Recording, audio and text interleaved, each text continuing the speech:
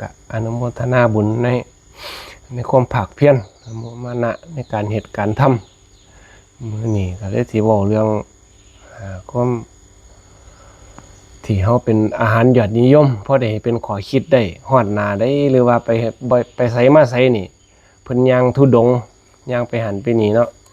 เพิ่นย่างธุดงค์ไปหันไปนี่มาพระพุทธเจ้าเพิ่นสิแนะนำพร่ำสอนภิกษุสงฆ์จังหน้านี่หน้ายอดฮิตก็คือบักม่วงเนาะยายหมากไม้ผลไม้น่ะที่เป็นบักทุเรียนเป็นหยังก็ได้นะนี่ก็พยายามเบิ่งหมากไม้เบิ่งให้มันเป็นนะเบิ่งจังไดหมากไม้ชนิดแรกเนาะเพิ่นบอกว่าผิวนี่ดิบบอกเป็นบักม่วงดิบซะไปหน้านี่เอาม่วงเนาะเอาม่วงก็ได้ม่วงดิบม่วงดิบผิวมันสุกนะเพิ่นว่าผิวมันสุกมันตัวเฮานั่นล่ะคันที่ว่าให้เข้าใจก็คือบักม่วงอ่อนเอาบักม่วงอ่อนเอามาบ่มแก็ดเอาไม่ใหญ่ เคยพอในตลาดว่าใหญ่ตลาดงามเนาะมันย่ามาปาดกินเส้น่ะเนาะว่าแต่มาพออยู่ได้นี่คือกันอยู่ในปลาเขาผ่านี่ในถาดปลาเขาว่ามาสิกินหวานมาท่านขนาดอมเข้าไปสิไข่ออกอะอยากไอไม่ออกนะมันสมตาเนาะมันได้เป็นคนว่าเบิ่งเนี่ยมันดีบางสิ่งบางอย่างนี่นั่นนี่เบิ่งงามข้างนอกสุกใสแต่ข้างในตะติงนงคนว่าคือบึกเดือนี่นะบางทีก็เบิ่งแล้วก็บ่นั่นกับบักม่วงที่ว่าสุกคมคืนนี่แหละเขาก็พยายามเบิ่งเอาแล้วก็อันนึงก็ว่ามันสิเป็นลักษณะของการอันแรกนี่เป็นดิบนอกสุกในเนาะดิบนอกสุกในอันที่สองนี่เป็นดิบในสุกนอกเป็นจังไดดิบในสุกนอกยายอาจสิผิวมันบ่งามผลไม้บางอย่างนี่มันเปลือกมันบ่งามนี่เนาะแต่ข้างในนี่หวานนี่เนาะกินแต่แซ่บอย่างเช่นจังไดบักบ้านเฮาว่าบักหมี่เนาะมีซุ่มหมกมีทุเรียนเนี่ยหมากใหม่บางอย่างมันก็เบิ่งเป็นคนคือกันนี่ยายเป็นคนก็คือกันนี่บางที่ก็บ่แม่นทำทรงเด้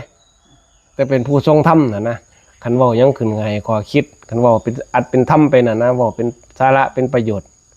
เว้าขึ้นไปบ่แม่นว่าที่เว้าไปทั่วทิศทั่วแดนนะเว้าบูปลาบูโขกไปหลดแล้วอีกอย่างนึงก็คืออันที่สามนี่เป็นบักม่วงที่เป็นบักม่วงหน่อยซะไปมาบ้านเฮาคันเอามากินนี่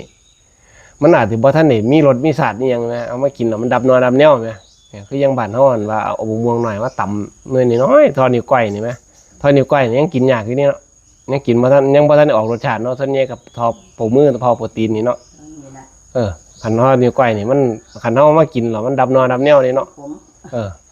มันเป็นคือเด็กน้อยนั่นแหละคันบ่ฮู้จักศีลจักธรรมบ่ทันฮู้จักพัฒนาตนแต่อยู่น้ำพ่อน้ำแม่ก็เถียงได้ทุกอย่างคืออย่างนั้นสมลูกหลานอุ้มไข่เอาอยู่นั่นน่ะเถียงดีคันบ่ได้หยังก็ให้เอาแม่นี่นะก็เปรียบใส่กันนั่นครับสิ่งที่มันอยู่ใกล้กับเฮานี่ล่ะสิ่งมันอยู่ใกล้กับเฮาคันเป็นไปได้เพิ่นว่าเรื่องบักม่วงนี่ก็เฮ็ดให้มันถึงข้างนอกนี่ก็ให้มันเบิ่งงามๆเนาะบ่มันคือยังหมกม่วงอยู่นี่ตกมาใหญ่แห่งจมอยู่หมกม่วงกันตกมาใส่ปูนแตกใส่พื้นจังๆมันบวมหมดน่ะนะมันฉอกมันฉ่ำหมดน่ะนะมันบ่งามเพิ่นว่าเปลือกไอ้มันงามๆข้างในปากออกมามันกินยามนั้นก็หวานหวานหอมกลมๆไปมันก็คือคนอันเฮาจักฝึกหัดพัฒนาโดยกายวาจาใจจากศีลจากสมาธิจากปัญญาหรือท่านศีลภาวนาเฮาฝึกบ่อยๆเกี่ยวว่ามันเกิดเป็นวัดในใจเนี่ยวัดในการกระทำแห่งจิตแห่งใจเฮานี่วัดจิตวัดใจเฮานั่นล่ะแทกจิตแทกใจให้บ้านเฮาเฮ็ดไปฝึกหัดพัฒนามันถึงดีมันถึงงามคือเพิ่นเว้าอุปมาไว้คล้ายๆคนเฮานี่คันเฮ็ดได้เนาะมันมีนิทานเก่าที่เพิ่นเว้าในชาดกเนาะยายก็สินึกออกอยู่นะมั้งชาดกเรื่อง พระมหาชนกไหมที่ว่าเพิ่นตกทะเลเพิ่นก็ใส่ความภาคเพียรแม่นบ่ร้อยบ่ได้ว่าฟังก็เห็นบ่เห็นก็สร้างว่าแต่ได้เฮ็ดจะว่ามันบ่ได้เป็นหนี้ผู้ใดจะว่ามันหมดเองนั่นแหละต่อสู้เอาบ้านนี้ก็อีกตอนนึงบ้านนี้หลังจากเพิ่นขึ้นมาคลองลาดคลองหยังแล้วบ้านนี้เพิ่นก็เลยว่ามันไปหอดมันเนี่ยมาหอดนานี่แหละยายนาหมากไม้หมากไหลมันหลายนี่แหละหมากไม้หมากไหลมันหลายบ้านนี้พวกอยู่เฮ็ดงานอยู่ในอุทยานเนาะเจ้าของเฝ้าอุทยานก็เลยหาหมากไม้หมากไหลมาถวายเพิ่นเลยว่าโอ้หมากไม้หมากไหลมันออกหลายแล้วไปเที่ยวกันนะไปเยี่ยมชมกันนะไปเพื่อการผ่อนคลายก็ไปจังซั่นล่ะยายไปเราไปเห็นก่อนสิเข้าสวนมันก่อนสิเข้าไปเบิ่งไอ้เอียงน่ะวิดประตูก็สิเข้าสวนอุทยานก็เลยเห็นมีต้นหงม่วงอยู่2ต้นนึงเป็นลูกอีกต้นนึงบ่เป็นลูกแหมบ้านนี้ต้นเป็นลูกเพิ่นก็เลยเอาสร้างไปยืนอยู่ใกล้ๆก็เลยไปเอาปิดลูกมากินนะปาดกินซะเฮ้ยย่างไก่ก็เลยคิดไว้ว่าโอ้เดี๋ยวข้ากลับมากันเสียบปานนี่สิกลับมากินอีกนะคิดว่าห้วยพอแต่ไกลไปเท่านั้นแล้วพวกปกติเราต้นนั้นก็บ่ทันได้มีผู้ใดกล้าจับกล้าต้องนะเพราะว่ายันพระเจ้าแผ่นดินเอาไปตัดหัวถิ่มนะ ยันเป็นอาญาเป็นหยังเพราะแต่เพิ่นว่าเดี๋ยวเพิ่นเด็กชั้นเสวยไปแล้วบ่ล่ะเพิ่นได้เสวยไปแล้วก็เลยลุ่มตัวบ้านใหญ่ซุ่มหมู่ข้าง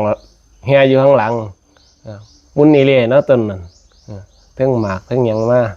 บ้านนี้เพิ่นกลับมาจากอุทยานมากลับมาเห็นต้นม่วงต้นนั้นล่ะทั้งงาหักแล้วทุกอย่างน่ะลูกมันก็เบิดนะเรียกว่าโอ้มันไผ่มันเกิดจากอันนี้ต้นนี่จากแนวมันมีต้นนี้ต้นก็เลยทำมาทำเวทว่าโอ้ยเอาละเอาคลองหลาดมาหนีมันโลกใบนี้เอายังบ่ได้นะก็เลยเกิดความธรรมะสังเวชคำว่าธรรมะสังเวชนี่บ้านเฮาบ่ใครแปลคำศัพท์ดียายมันบ่ใครเข้าใจนะยายพอเข้าใจบ่เข้าใจคำว่าสลดนี่แหละเพิ่นว่าคันว่าสลดนี่ก็พอเข้าใจอยู่สลดนี่ก็คือความโศกเศร้าความหดหู่นั่นแหละยายหดหู่แห่งจิตแห่งใจคันสังเวชนี่ก็ความสะเทือนใจความรู้สึกนั่นแหละยายความรู้สึกเฮ็ดให้เฮาทุกข์นั่นแหละพอความเกิดความรู้สึกแล้วเพิ่นว่าให้ตั้งความเพียรนี่ตัวนี้คือยังเบิ่งคนตายนั่นน่ะยายแต่ว่าบ้านเฮาเบิ่งบ่เป็นนี่เนาะคันว่าคนตายบัดตายนํกันนั่นแหมแม่นบ่ผู้ตายก็ตายผู้บ่ตายก็ตายยังเอาหลอมากิน เพิ่นว่างั้นศพนี่อย่าเอาหลอมากินนะว่าไปเทใส่ขวดพลลิตรไปเทใส่ขวดโคกมากิน ว่าแม่งดอกแง่ก่อนขุบวชตะกี้ข่อยก็เคยเฮ็ดนั่นนะแต่บ่ทันบวชอยู่ก็เลยเห็นน่ะนะเห็นโยมบางทีเฮาขึ้นไปเทศในงานศพงานหยังสิขึ้นธรรมาสไปเห็นโยมก้มหัวก้มหน้าก้มตาไปเพิ่นเลยเฮ็ดธรรมะสังเวชเรื่องพวกมื้อนี้บ่ใครได้นั่นแหละพระมหาชนกเพิ่นก็เลยออกบวชซะเฮาคือกันเวลาเฮ็ดหยังคือกันมองสิ่งที่มันไกลนั่นน่ะยายมองสิ่งที่มันไกลเห็นมันไกลตัวเฮ็ดมาเอามาสอนทุกสิ่งทุกอย่างนี่มันสิสอนจิตเฮาได้เด้เฮาสิเป็นจังได๋กันแนวมันมีมันสิเฮ็ดให้เฮาพาเฮาทุกข์เด้เฮาต้องประคับประคองเบิ่งให้มันรักษาให้มันได้อีหลีเฮาก็เบิ่งทั้งภายนอกภายในจังบักม่วงนี่ล่ะเฮาก็มาเปรียบเทียบใส่ตัวของเฮาสิเป็นบักม่วงแนวใดสิเป็นบักม่วงดิบ กึ่งดิบกึ่งสุกบ่เงื่อนแบบเบิ่งข้างนอกแต่งตัวงามแต่เว้าขึ้นมายามใดหมู่บ่อยู่ใกล้ เป็นตัวสีหาเหตุเบิดน่ะนะเป็นจังซั่นล่ะแสดงหาประโยชน์เอายายฝึกหัดเอาพัฒนาคนต้องหูศีลหูธรรมเฮามาวัดมาหยังคือกันนะเฮาฮู้จักเรื่องนั้นฮู้จักเบิ่งให้ดวงตาเห็นธรรมเห็นบันไดมันสกปรกบันไดมันนั่นคนใดที่ซ่อมแซมบันไดที่นั่นเบิ่งประตูวัดเบิ่งอันนั้นประตูห้องน้ำมึงยังบันไดมันสกปรกบันไดเฮาควรสิเฮ็ดคนที่รักษาช่วยกันมื้อนี้บ่มีโอกาสมากแนะครูบาอาจารย์เนี่ยเพิ่นนั่นเพิ่นนี่ผู้มื้อนั้นผู้นี้ข้าสิหาหยังว่าโอกาสมาเฮ็ดมาทำซอยนั่นอันนี้ฝึกเจ้าของจังซั่นน่ะยายจังสิเป็นคนมีธรรมนี่คนที่หูธรรมคนที่เห็นธรรมนำ ลงมือเฮ็ดการกระทำคือยังเอาเฮ็ดอยู่นี่แหละท่านศีลภาวนาอยู่นี่แหละฝึกมันอยู่ว่าเท่ามันก็ดีก็งามเอาโมทนาบุญนำนี่ขอคิดมื้อละเล็กมื้อละน้อย